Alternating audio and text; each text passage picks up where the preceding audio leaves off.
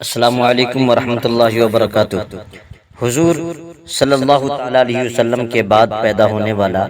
نبی یا رسول ہونے کا دعویٰ کرے تو وہ دجال اور کذاب ہے، جیسا کہ حدیث پاک میں ہے۔ صحیح مسلم شریف کتاب الفتن حدیث نمبر 7342 عن ابی ہریرہ عن النبی صلی اللہ تعالیٰ علیہ وسلم قال لا تقوم الساعة حتى يبعث دجالون كذابون قریب من 30 كلهم يزعم انه رسول اللہ۔ ترجمہ: حضرت سیدنا ابو ہریرہ رضی اللہ تعالیٰ عنہ سے مروی ہے، وہ نبی کریم صلی اللہ تعالیٰ علیہ وسلم سے روایت کرتے ہیں، اللہ کے رسول صلی اللہ علیہ وسلم نے فرمایا، قیامت قائم نہیں ہوگی یہاں تک کہ دجالوں اور کذابوں کو بھیجا جائے گا،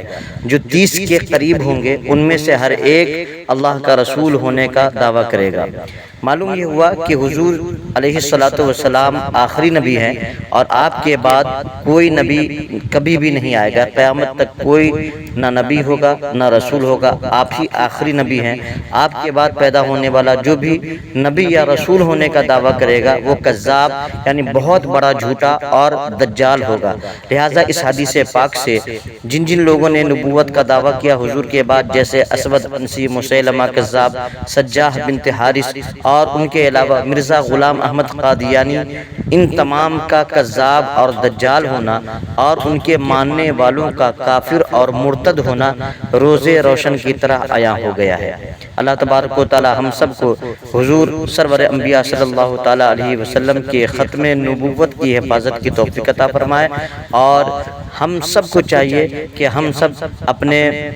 اپنی آنے والی نسلوں کو یہ بتائیں کہ حضور صلی اللہ تعالیٰ علیہ وسلم ہی آخری نبی ہیں۔ آپ کے بعد جو کوئی بھی قیامت تک نبی ہونے یا رسول ہونے کا دعویٰ کرے گا وہ محض جھوٹا اور کذاب ہوگا۔ اللہ تبارک و تعالی ہم سب کو دین مستقیم پر استقامت عطا فرمائے، آمین بجائے سید المرسلین صلی اللہ تعالیٰ علیہ وسلم۔